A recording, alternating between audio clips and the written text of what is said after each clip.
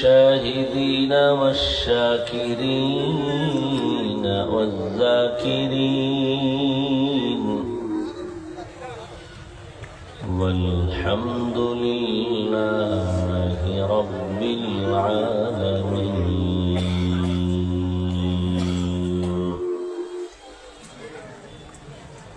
سبحانك لا علم لنا إلا ما علمتنا إنك أنت العليم الحكيم.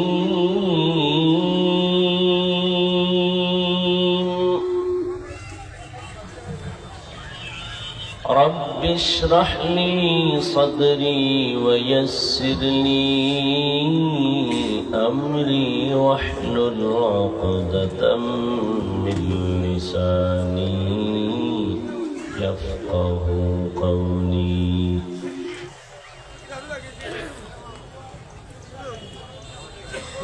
تکبیر میں کلمہ میں ہو نمازوں میں عزم، تکبیر میں کلمہ میں نمازوں میں عزم ہے. نام الہی سے ملا نام محمد ہے. نام الہی سے ملا نام محمد. فرماتے ہیں آدم کو مجھے خلد تری میں، فرماتے ہیں آدم کو مجھے خلد تری میں. لکھا ہوا توبہ پہ ملا نام محمد، لکھا ہوا توبہ پہ ملا نام محمد.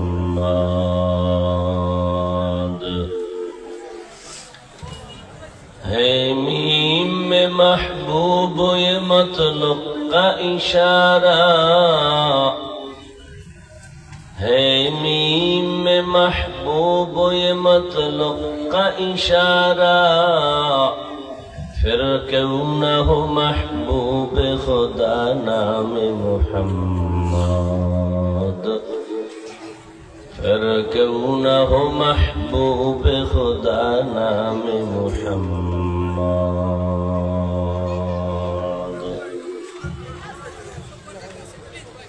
আল ইজতিহাদ পরিষদ মহদিকোনা কর্তৃক আয়োজিত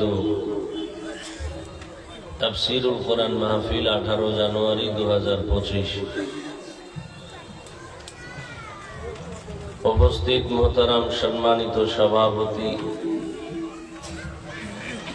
হযরত উলামায়ে কেরাম, অত্র অঞ্চলের বিভিন্ন স্থান থেকে আগত আল্লাহ পাকের আশিকিন, জাকিরিন, শাকিরিন, মুহিব্বিন, মুরব্বিয়ান এজাম,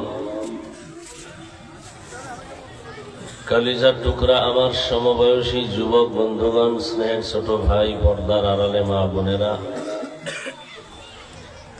আল্লাহ পাকের দরবারে শুকর যে আল্লাহ আমাদেরকে সুস্থ রেখেছেন এবং পৃথিবীর শ্রেষ্ঠ মজলিস উলামায়ে কেরামের মজলিস বরকতিয়ে মজলিসে আমাদেরকে হাজির হওয়ার তৌফিক দান করেছেন। শুকর আদায়ার্থে সকলেই বলি আলহামদুলিল্লাহ।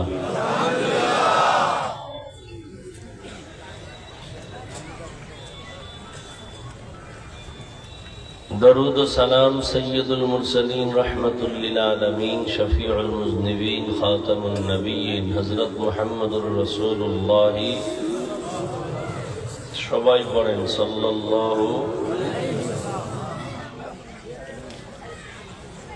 যাদের আয়োজনে মাহফিল, আল্লাহ সবাইকে দ্বীনের জন্য কবুল করেন। হযরত উলামায়ে কেরাম আলোচনা রেখেছেন,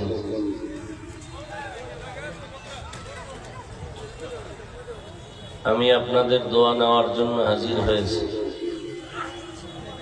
সংক্ষিপ্ত দু চারটি কথা বলার নিয়তে কুরআনে হাকীমের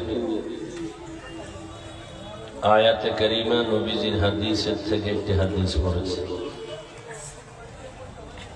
ইখলাস ও রুহানিয়তের সমন্বয়, সহি নিয়তে, সহি তরিকায়, সহি কিছু কথা বলার মতো, শুনবার মতো আমাকে আপনাদের প্রত্যেককেই আল্লাহ তৌফিক দান করেন। ওয়ামা আরসালনাকা ইল্লা রাহমাতাল লিল আলামিন। আল্লাহ বলেন, হে রাসূল করিম সাল্লাল্লাহু আলাইহি ওয়া আলিহি ওয়াসাল্লাম, আমি আপনাকে পৃথিবীতে প্রেরণ করি নাই, হ্যাঁ করেছি জগৎ সমূহের রহমত হিসেবে। নবীজি বলেন, কুল্লু উম্মতি ইয়াদখুলুনাল জান্নাতা ইল্লা মান আবা। সব উম্মত জান্নাতে যাবে, যারা নবী মানে না তারা জান্নাতে যাবে না। কিলা মান আবা। সাহাবায়ে কেরাম প্রশ্ন করলেন, ইয়া রাসূলুল্লাহ, আপনাকে মানে না, অস্বীকার করে, তারা কারা? নবীজি বললেন, মান আতাআনি দাখালাল জান্নাহ ওয়া মান আসানি ফাকাদ আবা। যারা আমার অনুসরণ করবে তারা জান্নাতি, যারা আমার বিরোধিতা করবে তারা জাহান্নামী।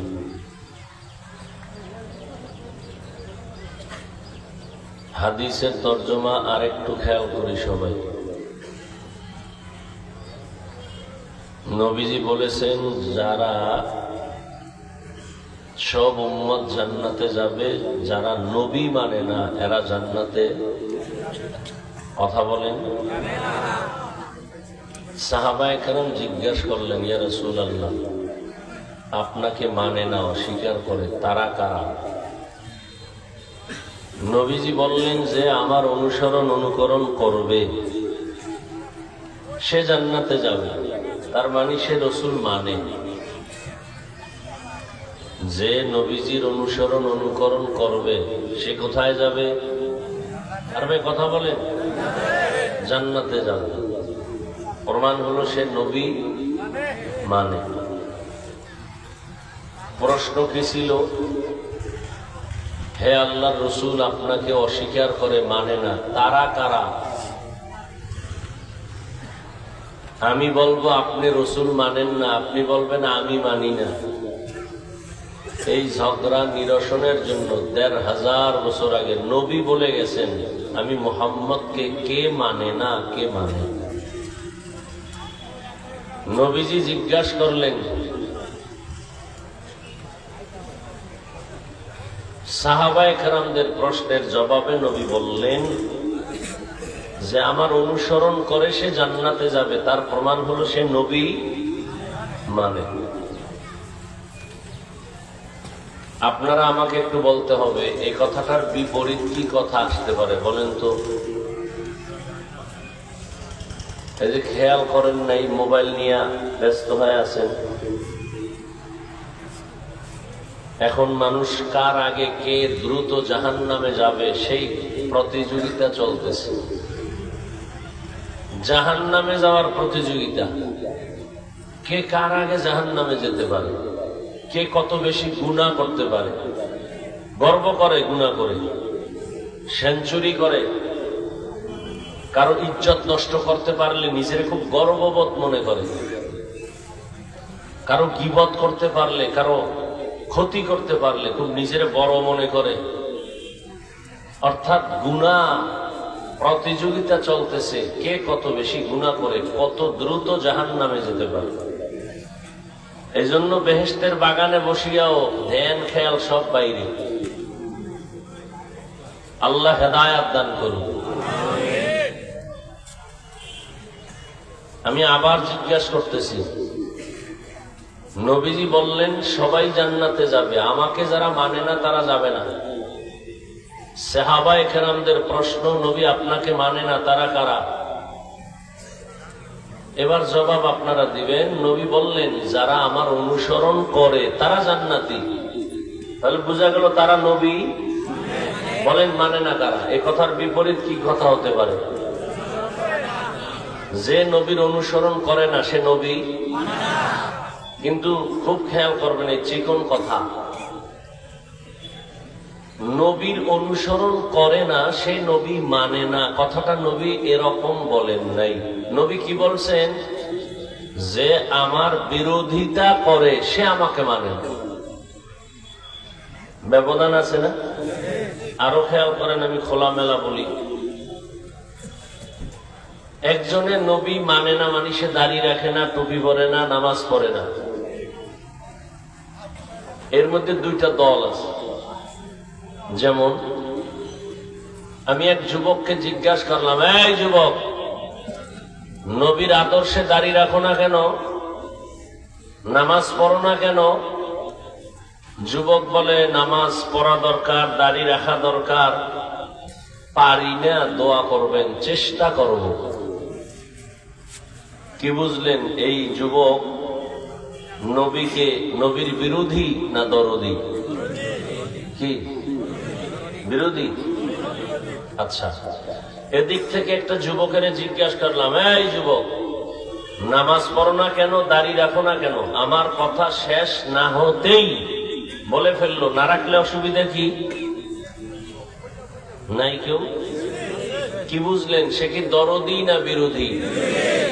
রসুলের আদর্শের বেলায় বিরোধীর নাম বেঈমান। দেখেন একটা কথার দ্বারা কতটা ব্যবধান। একটা যুবক বলে, হুজুর দাড়ি রাখা দরকার, পারি না, দোয়া করবেন, সে মুমিন। আর একজনে বলে দাড়ি রাখো না কেন, না রাখলে অসুবিধা কি? তাজা বেঈমান। তাহলে একজনে দাড়ি রাখে না, তাকে গালি দেওয়া যাবে না। আগে বুঝতে হবে সে কি দরদি না বিরোধী, সে কি রসুলের আদর্শ মানতে আগ্রহী না বিদ্রোহী। যদি বলেন আগ্রহী, তাকে গালি দেওয়া যাবে না। যদি দেখেন বিদ্রোহী, তাকে ছাড় দেওয়া যাবে না। ব্যবধান আছে না? দোনোজনারই দাড়ি নেই, দুইজনেই নামাজ পড়ে না। বের করতে হবে কে আগ্রহী কে বিদ্রোহী। আগ্রহী মুমিন, বিদ্রোহী বেঈমান। একজনে নামাজ পড়ে না, তাকে গালি দেওয়া যাবে না। আর একটা লোক নামাজকে পছন্দ করে না, তাকে ছাড় দেয়া যাবে না, সুযোগ পেলেই জুতার বাড়ি। তাহলে বেনামাজি দেখলেই গালি দেওয়া যাবে? আগে বুঝতে হবে আগ্রহী না বিদ্রোহী। আগ্রহী মুমিন, বিদ্রোহী বেঈমান। যে বলে না রাখলে অসুবিধা কি, টুপি না পরলে অসুবিধা কি, নামাজ না পড়লে অসুবিধা কি, মুমিন না বেঈমান? রসুলের আদর্শের বেলায় তোমাকে এই বেয়াদবি বলার, বেয়াদবের মতো কথা বলার সাহস কে দিল? নবীর হুকুম তোমাকে মানতে হবে, আল্লাহর হুকুম মানতে হবে। তোমাকে এই বেয়াদবিমূলক কথা বলার সাহস কে দিল যে না পড়লে অসুবিধা কি? তো তোমার মতো বেয়াদবকে যদি রসুলও বলে ফেলেন, তোর মতো বেয়াদব উম্মত আমার না হইলে অসুবিধা কি?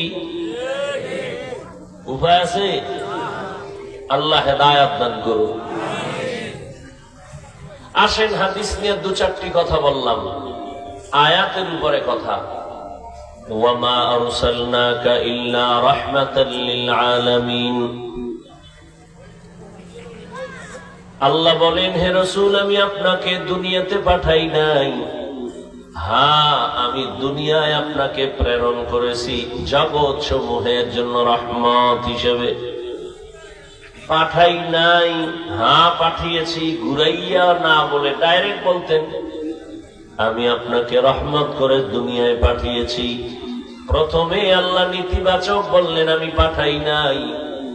এরপরে আল্লাহ বলেন, হ্যাঁ আমি আপনাকে পাঠাইছি। এভাবে বলার কারণ, আমার রবের প্রত্যেকটা কথার মধ্যে বড় হিকমত, বড় বালাগাত, বড় অলংকার ঢুকানো। রহমতের নবীকে আল্লাহ পাঠাই নাই বলিয়া সারা দুনিয়ার মানুষের জেহেনকে খালি করলেন। জেহেনের মধ্যে একটা কথা ঢুকাও, তোমার মেধায় এক কথাই ঢুকাও, আমার নবী হলেন পুরাটাই রহমত, পুরাটাই। এ কারণে নবী কোনদিন বরদোয়া করেন না। নবী আমার পুরাটাই রহমত। এ কারণে নবী জীবনে কাউকে কখনো ভুলেও একটা গালি দেন নাই। নবীর পুরাটাই রহমত। এ কারণে রহমতের নবী কাউকে একটা মিথ্যা তোহমত অপবাদ দেন নাই। হাজারো গালি রহমতের নবী শুনছেন, কাউর গালির জবাবও নবী দেন নাই। রহমতের নবী আমার জীবনে কোনদিন কখনো চোখ দুটো গরম করে কারো দিকে নবী তাকান নাই। আমার নবী রাহমাতুল লিল আলামিন। এখানেও অনেকে তরজমা করে উভয় জগতের জন্য নবী রহমত। আমি তরজমা করছি জগৎ সমূহের জন্য রহমত। উভয় জগৎ মানে দুনিয়ার জগৎ আর পরকাল জগৎ। জগতেই দুইটা না, আরো জগৎ আছে। রূহের একটা জগৎ, আলাদা জগৎ। এই রিভাব হয় কেন, ইকো হয় কেন কথাগুলো? রূহের একটা জগৎ, আলাদা জগৎ। মায়ের গর্ভের জগৎ একটা আলাদা জগৎ।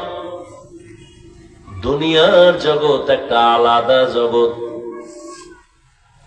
মৃত্যু থেকে হাসর পর্যন্ত এক জগৎ, আলমে বরজাখ আলাদা জগৎ। হাসরের ময়দান একটা আলাদা জগৎ। জান্নাত আর জাহান্নামের ভেতর আলাদা জগৎ। আল্লাহ বলেন, সব জগতের জন্য আমি আল্লাহ হলাম রব্বুল আলামিন, আর আমি আপনাকে করলাম রাহমাতুল লিল আলামিন। আমি রব আর আপনি রহমত। রূহের জগতের জন্য নবী কেমনে রহমত? ভিন্ন কথা। মায়ের গর্ভের জন্য নবী কেমন রহমত? দুনিয়ার জগতের জন্য আমার নবী আলাদা কিভাবে রহমত? কবর জগতের জন্য নবী আলাদা কিভাবে রহমত? হাসরের ময়দানের জন্য আমার নবী আলাদা কিভাবে রহমত? জান্নাত এবং জাহান্নামের জগতে নবী আলাদা কিভাবে রহমত? সবগুলো বলার সুযোগ যদিও নাই, তবে আমি শুধু 2-4 মিনিট এতটুকুই বলবো, নবী দুনিয়ার জন্য কিভাবে রহমত। ইমামুল আউয়ালিনাল আখিরিন বাহর সাদকা রাহমাতাল লিল আলামিন সাইয়্যিদুল কাউনাইন খাতমুল মুরসালিন আখির আমদ বুদে ফখরুল আউয়ালিন। রহমতের নবী আমার এমন এক জমিনে পদার্পণ করেছেন, সবাই জানেন মক্কা নগরী। এমন এক সময় নবী আসছেন, মক্কার মানুষ পৃথিবীর মধ্যে নিকৃষ্ট চরিত্রহীন, খারাপ। মক্কার মানুষের মতো খারাপ মানুষ ওই সময় দুনিয়ার আর কোথাও ছিল না। এতটাই যে খারাপ, ওই চূড়ান্ত খারাপ চরিত্রহীন মানুষের মাঝে ফুটন্ত গোলাপের আগমন। প্রশ্ন বড় জটিল। আপনাদের এলাকায় মসজিদ আছে, মসজিদের পাশে ঘর আছে, বাড়ি আছে, আরো সাইডে দূরেও বাড়ি আছে। অন্য জায়গার মানুষ যতটুকু বেপরোয়া উল্টা পাল্টা চলে, কিন্তু মসজিদের কিনারার মানুষগুলো তো এতটা বেপরোয়া চলে না। কেন? বলে মসজিদ পাশে। কথা ঠিক না? তো পৃথিবীর শ্রেষ্ঠ ঘর আল্লাহ বানাইছেন বাইতুল্লাহ। ইন্না আউয়ালা বাইতিন উযিআ লিন-নাস লাল্লাযী বিবাক্কাতা মুবারাকান ওয়া হুদা ওয়া হুদাল লিল আলামিন।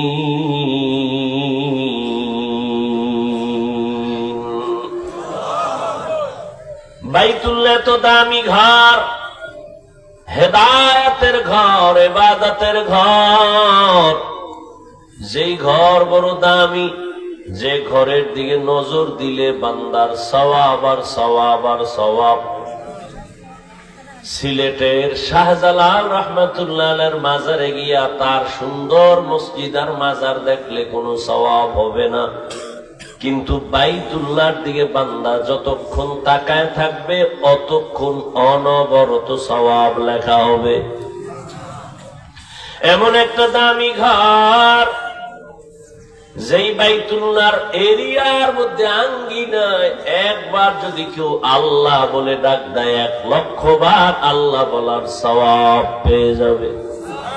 তুই মোবাইল ধরছো কেন?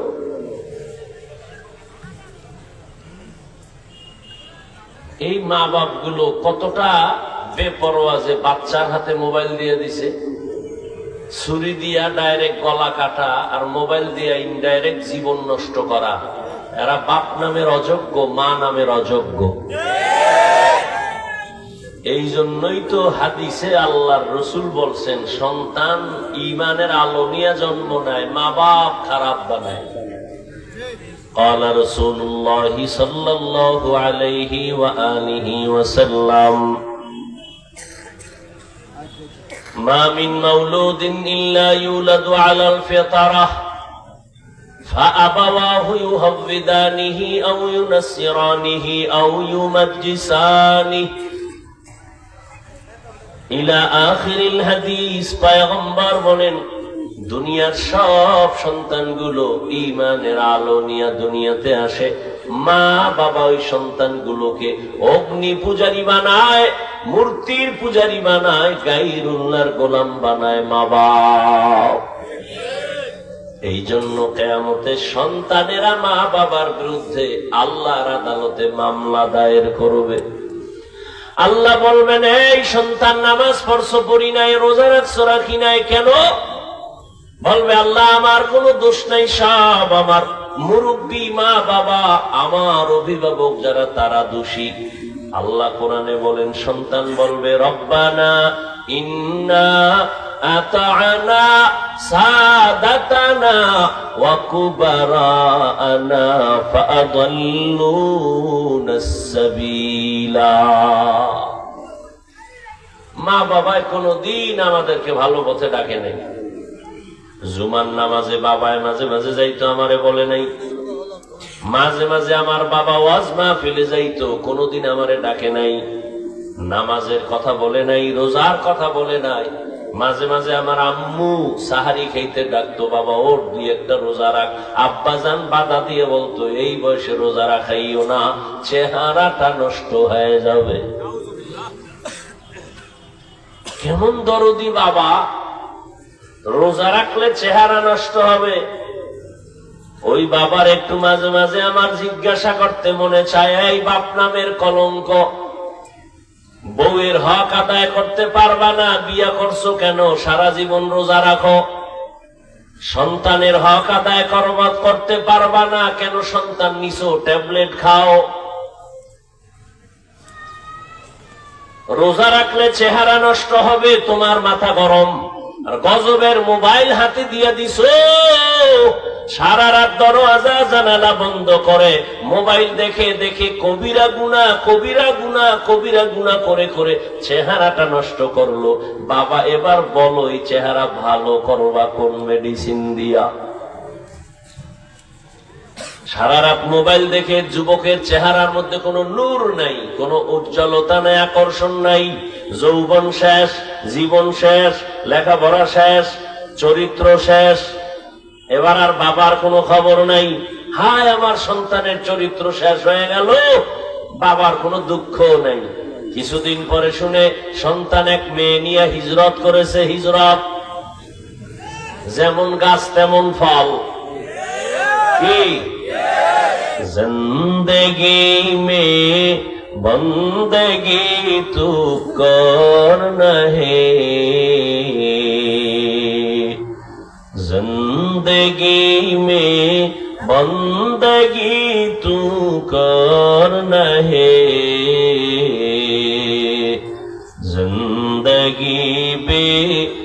जिंदगी शर्मिंदा है, जिंदगी बे बंदगी शर्मिंदा है। दुनिया में हो दुनिया का तलबगार न हो, बाजार से गुजर हो खरीदार न हो। ये दुनिया एक मिसल कागज फूल है, ये दुनिया एक मिसल कागज फूल है। जिंदगी में बंदगी तू करना है, जिंदगी में बंदगी तू करना है।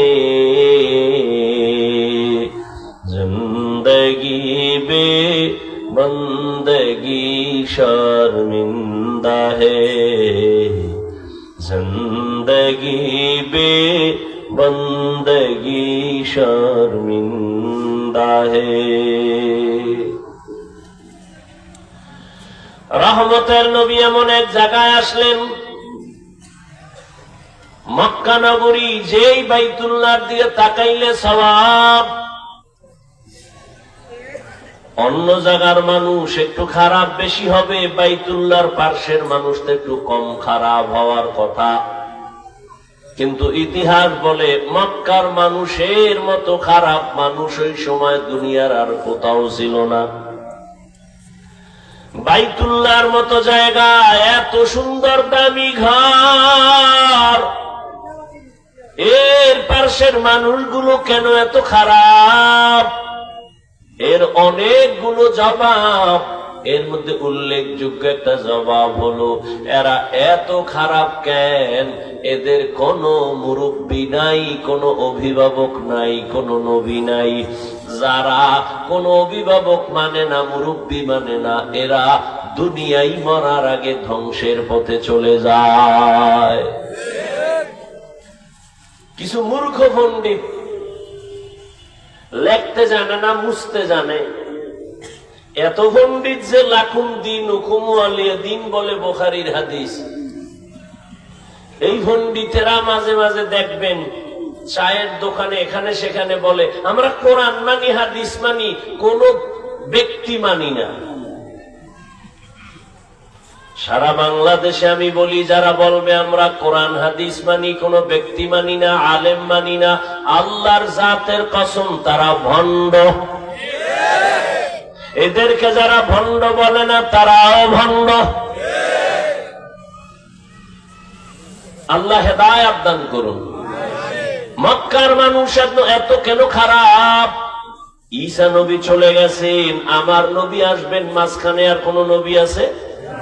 মুরব্বি হারা উম্মত। যখনই রহমতের নবী মক্কা নগরীতে পদার্পণ হলেন, নবী 40 বছর পরে গিয়া দাওয়াত শুরু করবেন। কিন্তু কে মক্কা নগরীতে আসছে, আসা মাত্র একটা আওয়াজ হয়ে গেছে অভ্যন্তরীণ ভাবে, বাতিনি ভাবে। যারা জ্ঞানী তারা বুঝতে পেরেছে একজন জমিনের মধ্যে নতুন করে আবির্ভাব হয়েছে। নবী যখন জন্মগ্রহণ করলেন মা আমেনার গর্ভ থেকে, আল্লাহ পাক রব্বুল আলামিন 1000 বছরের পারস্যের অগ্নিকাণ্ড নিভায় দিলেন। প্রজ্বলিত আগুন নিভে গেল। এরে নবীর উম্মত, রহমতের নবী আসিয়া মক্কার মানুষ এত কেন খারাপ?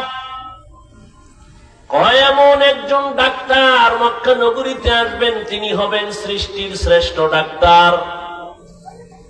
আর শ্রেষ্ঠ ডাক্তার তো শ্রেষ্ঠ চূড়ান্ত রোগীর চিকিৎসাই করার জন্য আসবেন। দুর্বল রোগীর চিকিৎসা তো শ্রেষ্ঠ ডাক্তারের দরকার পড়ে না। অনেক বড় ডাক্তার, অনেক বড় মারাত্মক রোগীর চিকিৎসা তো অনেক বড় ডাক্তারের কাছে যায়। সামান্য রোগ হলে আপনাদের বড়লেখার আপনাদের এই গ্রামের একজন ডাক্তারের একটা নাপা খাইলেই সমাধান। কিন্তু মারাত্মক যদি অপারেশন ক্যান্সারের রোগী হয়, তখন বড় বড় ডাক্তার নিয়ে মেডিকেল টিম বৈশা সমাধান করে। যেহেতু আল্লাহ বড় ডাক্তার জমিনে পাঠাবেন, অতএব যেমন তেমন রোগীর কাছে পাঠায় লাভ নাই, সব থেকে বড় রোগীর কাছে বড় ডাক্তারের আগমন। রহমতের নবী আসিয়া এমন ঔষধ দেওয়া শুরু করলেন, রহমতের বাতাস মক্কা নগরীতে চলতেছে।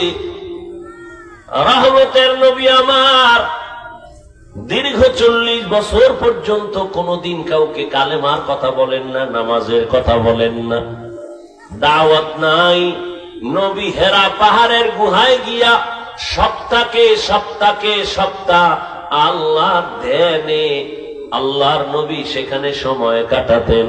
নবী বলেন, আমার স্ত্রী উম্মাহাতুল মুমিনিন আম্মা জান খাদিজা রাদিয়াল্লাহু আনহা রহমতের নবীর জন্য মাঝে মাঝে নাস্তা নিয়া ওই পাহাড়ের চূড়ায় উঠা নবীরে নাস্তা পৌঁছায় দিতেন। নবীজি অনেক দিন ওখানে। এখানেও কিন্তু প্রশ্ন বড় কঠিন, বাইতুল্লাহর দাম বেশি না হেরা পাহাড়ের দাম বেশি? ঘুমাইতেছেন? বাইতুল্লাহর দাম বেশি না হেরা পাহাড়ের দাম বেশি? বাইতুল্লাহর দাম বেশি, কোরআনের আয়াত। হেরা পাহাড়ের তো বাইতুল্লাহর সাথে তুলনাই হয় না। কিন্তু নবীর দীর্ঘ 40 বছর বাইতুল্লাহ আর অদূরে হেরা পাহাড়ের গুহায় কেন কাটাইলেন? এই প্রশ্নের জবাব যদি আমার দেশের আলেমরা সবাই ভালো করে জানতো, তাহলে কোনদিন ওলি আউলিয়ার বিরোধিতা করত না। আউলিয়ারা কারে আকবা ইখতিয়ার, জাহেলারা কারে দুনিয়া ইখতিয়ার। রহমতের নবী আসলেন, কারোর সাথে নবীর ঝগড়া নাই, গালাগালি নাই, চোখ গরম করে তাকান না। নবীর আচরণ দেখা মক্কার প্রত্যেকটা মানুষ যতই বেঈমান হোক না কেন কথা বলতে বাধ্য, আব্দুল্লাহর ছেলে মুহাম্মদের মতো একটা আদর্শবান চরিত্রবান কোন যুবক এই জমিনে আর দেখি নাই। দাওয়াত টাওয়াত নাই, এমনি আচার আচরণ দেখতেছে মক্কার মানুষ খুব ভালো, মিথ্যা বলে না, গালি দেয় না, এত ভালো সন্তান। সবার মন কেমন যেন আকৃষ্ট হয়ে যাইতেছে। রহমতের নবী আমার 40 বছর পর হেরা পাহাড়ে যখন আল্লাহ কোরআন দিলেন, নবীজির দাওয়াত শুরু হয়ে গেল। এখন নবী দাঁড়ে দাঁড়ে ঘুরে আর দাওয়াত দেয়, এক আল্লাহর ইবাদত করো, তাওহীদের বাণী। কুল হুয়াল্লাহু আহাদ, আমার আল্লাহ এক। কেমন আমার আল্লাহ? হুয়ার রাজ্জাক, তিনি রিজিক দেনেওয়ালা। আল্লাযী খালাকাল মাউতা ওয়াল হায়াত, যিনি মৃত্যু দেওয়ার মালিক, হায়াত দেওয়ার মালিক তিনি কে? ওই আল্লাহ কয়জন? আর জোরে বলেন। ওই আল্লাহ যে এক, কোন দিক থেকে এক? সব দিক থেকে এক। রিজিক দেওয়ার বেলায় বান্দারে আল্লাহ যে রিজিক দেন, এখানে কারো পরামর্শ আল্লাহ নেন? সম্মান আমাদের দিছেন কে? এই সম্মান দেওয়ার বেলায় আল্লাহর সাথে আর কারো ভাগ আছে? সম্মান দেওয়ার বেলায় আমার আল্লাহ এক, রিজিক দেওয়ার ক্ষেত্রেও আমার আল্লাহ এক। এক আল্লাহর দেওয়া হায়াত পাইয়া, এক আল্লাহর দেওয়া রিজিক খাইয়া, এক আল্লাহর দেওয়া সম্মান পাইয়া সেজদা যদি দেও, ওই এক আল্লাহকেই তো দেওয়া দরকার। রিজিক খাও এক আল্লাহর, সম্মান নিয়ে চলো এক আল্লাহর। সূর্যের আলো ভোগ করো আমার এক আল্লাহর দেয়া, এক আল্লাহর দেওয়া চাঁদের আলো ভোগ করো। সেজদাটা আর একজনে পাবে কেন? সেজদা তো এক আল্লাহই পাবে। আর তুমি কাকে সেজদা দাও? তুমি যদি কোনো ব্যক্তিকে সেজদা দাও তাহলে পৃথিবীর মধ্যে শ্রেষ্ঠ ব্যক্তি রহমাতুল লিল আলামিন। নবীজি আসার পরে কারো জানা থাকলে বলো, আমার নবীকে মায়া লাগাইয়া সম্মান করে কেউ সেজদা দিছেন? আছে আপনাদের জানা? নবীজির 63 বছর হায়াতে কেউ নবীরে সেজদা দিছে? থাকলে বলেন, না থাকলে নাও তো বলবেন। ফেরেশতারা লিখে নিতেছে আপনি কোন ভাবওয়ালা বান্দা, আপনি কোন ভাবে আছেন, ফেরেশতারা লিখতেছে।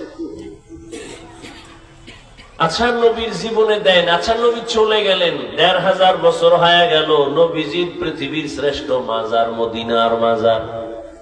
বলেন শাহজালালের মাজার দামি না নবীজির মাজার দামি? এই জোরে খাও।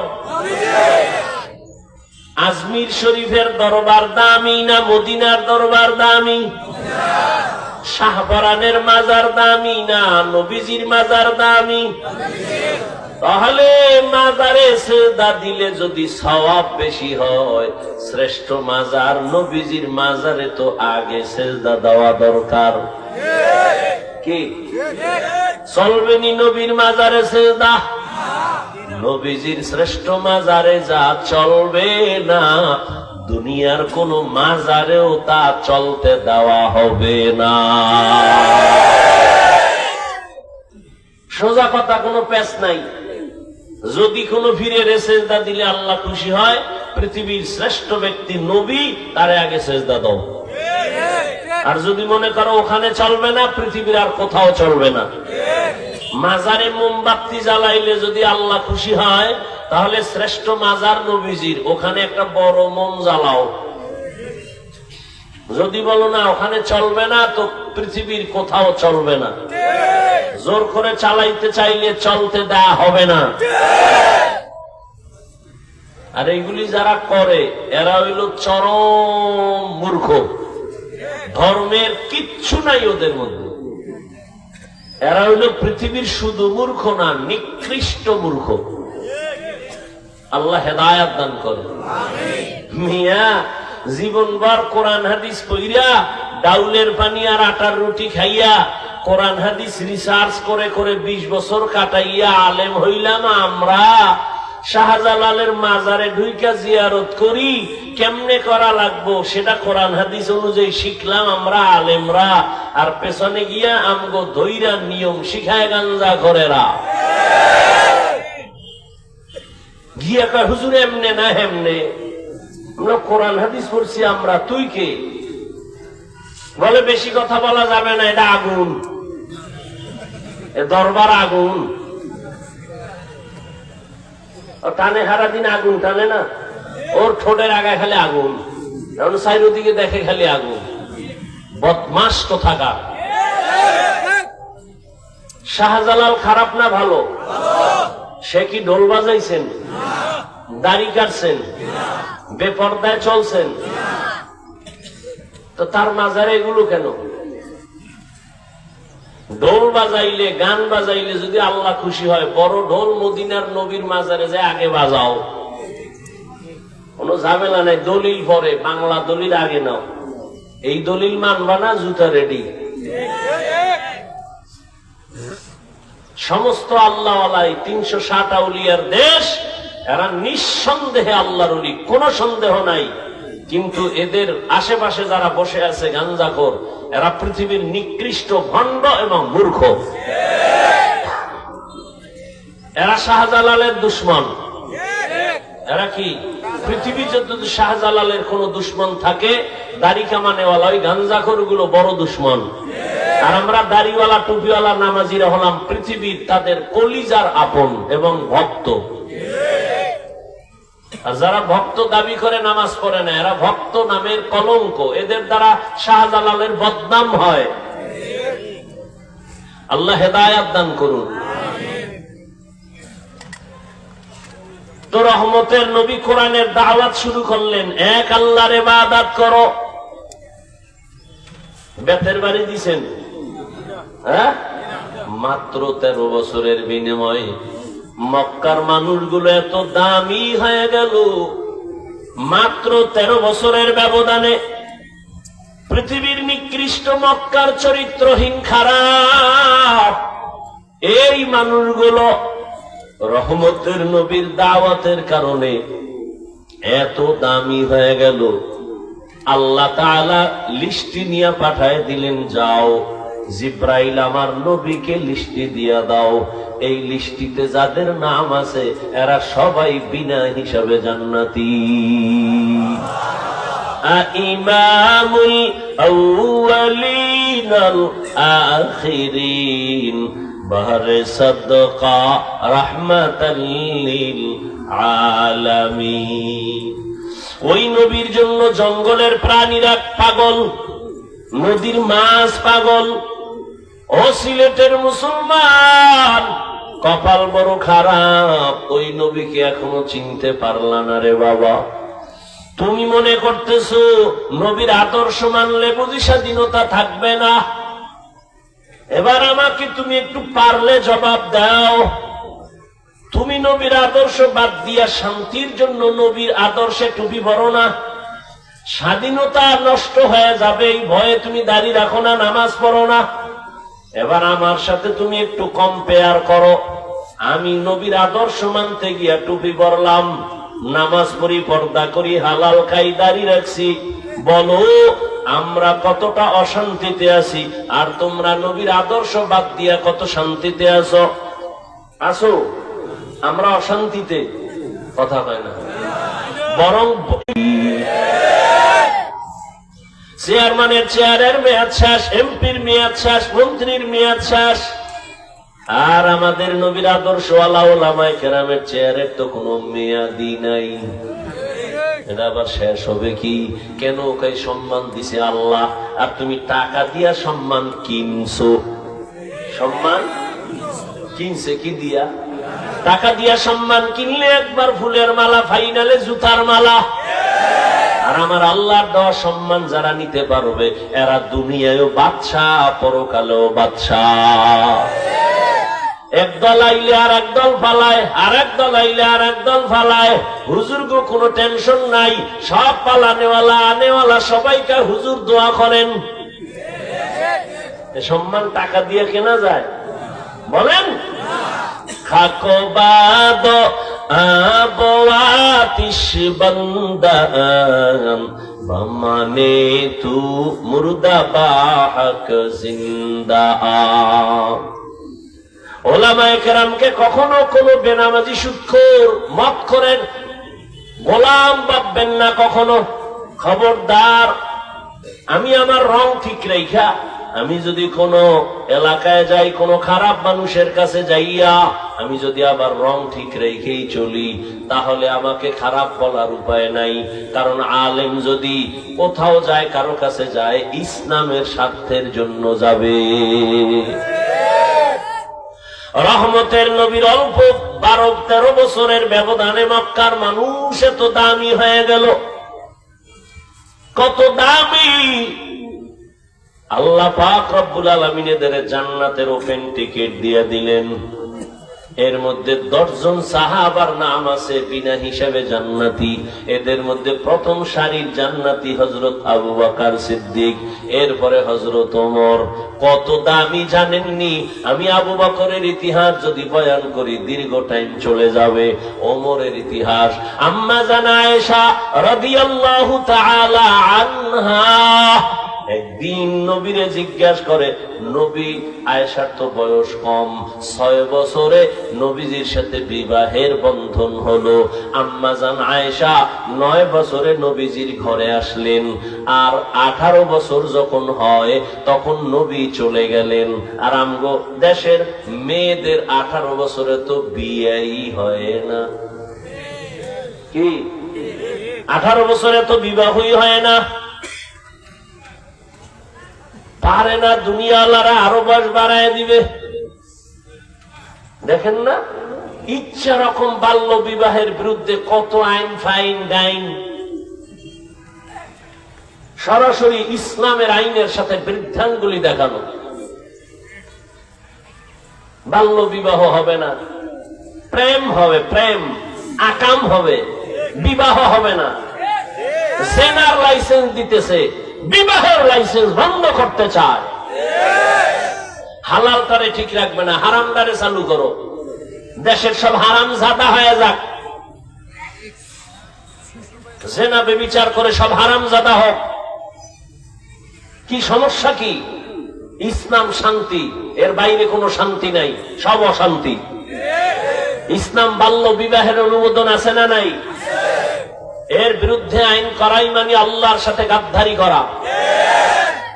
আল্লাহ হেদায়েত দান করুন। আম্মা জানের 6 বছর বয়সে বিয়া হয়ে গেল, 9 বছর বয়সে নবীর ঘরে আসলেন। আম্মা জানের 18 বছর বয়সে নবী চলে গেলেন। হিসাব মিলে থাকলে বলেন নবীজির ঘর করলেন কয় বছর আম্মা জান? বলেন মাত্র 9 বছর। 18 বছরের নারী 9 বছর নবীর ঘর কইরা কি পাইলেন? আম্মা জান বলেন আমি আয়েশা নবীর দোয়া পাইয়া 2000-এর উপরে হাদিসের হাফেজা হয়ে গেছি। আম্মা জান একদিন নবীর জিজ্ঞাসা, ইয়া রাসূলুল্লাহ, আপনার সাহাবারা তো খুব ভালো, এর মধ্যে বেশি ভালো কে? আম্মা জানের মনে মনে ধারণা আমার আব্বার নাম কইব। কে আব্বা? নবী কয় আমার সাহাবাদের মধ্যে, নবীও বুঝছে, বুঝে ঘুরাই দিছে, ওমরের নাম বেশি। কার নাম বেশি? আম্মা জান মহিলা মানুষ তো ভিতরে খালি গুরু গুরু করে, আব্বার নাম কইল না। নবী বলেন ওমরের চিনো নি আয়েশা? আকাশের দিকে তাকায় নক্ষত্র দেখো, অগণিত নক্ষত্র, এর যেগুলো গণনা করা যায় না, আমার ওমরের এই পরিমাণ আমল অগণিত, সীমানা করা যায় না, গণনা করা যায় না। নবী আব্বার নামটা কয় না কা? নবী কয় আমি কমই না, মনে মনে বলবই না। মহিলার কত কন্ট্রোল করবে, ফট কইরা কয় নবী আমার আব্বার খবর কি? নবী বলেন আবু বকর? বলে হ্যাঁ। নবী বলেন আবু বকরের হিসাব তো আলাদা। আবু বকরের হিসাব, আবু বকরের হিসাব আলাদা। বলে কেমন? বলে সারা দুনিয়ার মুমিনের নেক আমল যদি এক পাল্লায় দাও, আর আবু বকরের জীবনের মাত্র 2টা আমল যদি অন্য পাল্লায় দাও, সারা দুনিয়ার মুমিনের নেক আমলের পাল্লা থেকে আবু বকরের 2টা আমলের পাল্লা অনেক ভারী হয়ে যাবে।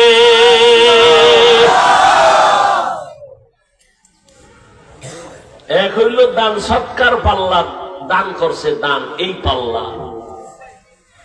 আর এক পাল্লা হিজরতের কষ্টের পাল্লা।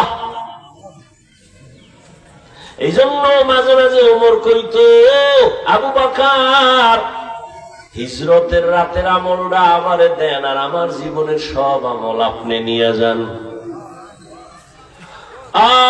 রহমতের নবীর আদর্শ এত সুন্দর, নবীর আদর্শে গালি নাই, নবীর আদর্শে কারো গীবত নাই, নবীর আদর্শ মানলে বান্দা গালি দিবে না, মিথ্যা বলবে না, অপবাদ দিবে না, চুরি করবে না। নবীর আদর্শের মধ্যে কত সুন্দর ঔষধ। এখনো যারা মানে এরা এখনো ভদ্র, এখনো সবার দোয়া নিয়ে চলে। ও যুবক বাবারা, অনুরোধ করে বলি, নবীর আদর্শের মালা গলায় লাগাও। স্কুলে পড়ো, কলেজে পড়ো, চাকরি করো, ব্যবসা করো, বাধা নাই। নবীর তরিকা মেনে নামাজ পড়ো, মা বাবার দোয়া নাও, শিক্ষকের দোয়া নাও, উলামায়ে কেরামের পরামর্শ নিয়ে চলো। দেখবা তোমার জিন্দেগি আরো সুন্দর হয়ে যাবে। ডাক্তার হলেও তোমার সম্মান বাড়বে, ইঞ্জিনিয়ার হলেও সম্মান বাড়বে, প্রফেসর হলেও সম্মান বাড়বে। আর নবীর আদর্শ বাদ দিয়া মা বাবার বরদোয়া নিয়ে যদি ডাক্তারও হও, তাসলিমার মতো জুতা খাইয়া দেশ থেকে পালানো লাগবে। অনুরোধ করে বলছি যুবক বাবারা, তোমার মতো যুবক স্কুলে পড়ে, কলেজে পড়ে, চাকরি করে, অভাব নাই, নামাজ ছাড়ে না, নাই? তুমি কেন পারবা না? তওবা করো এখন থেকে, আর নামাজ ছাড়বা না, বেপরদায় চলবা না, মা বাবার বরদোয়া নিবা না, নবীজির তরিকা মেনে চলবো। আল্লাহ সবাইকে তৌফিক দান করেন, আমিন। আলহামদুলিল্লাহি রাব্বিল আলামিন, ওয়াসসালাতু ওয়াসসালামু আলা সাইয়্যিদিল আম্বিয়া ওয়াল মুরসালিন ওয়া আলা আলিহি ওয়া আসহাবিহি আজমাইন। ইয়া আরহামার রাহিমিন, ইয়া আরহামার রাহিমিন, ইয়া আরহামার রাহিমিন। রব্বিরহামহুমা কামা রাব্বায়ানি সগীরা। আল্লাহুম্মা ইন্নাকা আফুউন কারীম তুহিব্বুল আফওয়া ফা'ফু আন্না। আল্লাহুম্মা ইন্না নাসআলুকা রিযাকা ওয়াল জান্নাহ ওয়া নাউযু বিকা মিন সাখাতিকা ওয়ান নার।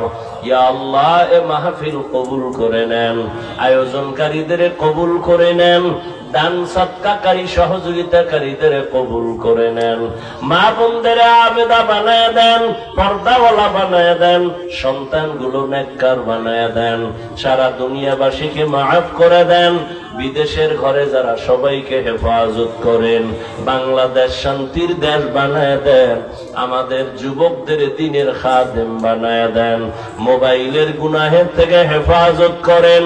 আয় আল্লাহ, মেহেরবানি করে মাদ্রাসা মসজিদ কবুল করে নেন, অন্যান্য শিক্ষা প্রতিষ্ঠান নবীর আদর্শে কবুল করে নেন। আয় আল্লাহ, নবীজির রওজা বাইতুল্লাহ জিয়ারতের তৌফিক দান করেন, আমাদের মা বাবা মুরব্বীরা যারা কবরে জান্নাত দান করেন, যারা বেঁচে আছেন হায়াত বাড়ায় দেন। আয় আল্লাহ, দীর্ঘ নেক হায়াত দান করেন, চলার পথে ইজ্জতের সাথে হেফাজত করেন, নবীজির সুন্নাতওয়ালা জিন্দেগি দান করেন, নবীজির মুহাব্বতে আমাদের কবুল করে নেন। সাল্লাল্লাহু তাআলা আলা খায়রি খালকিহি মুহাম্মাদ ওয়া আলিহি ওয়া আসহাবিহি আজমাইন বিরহমাতিকা ইয়া আরহামার রাহিমিন।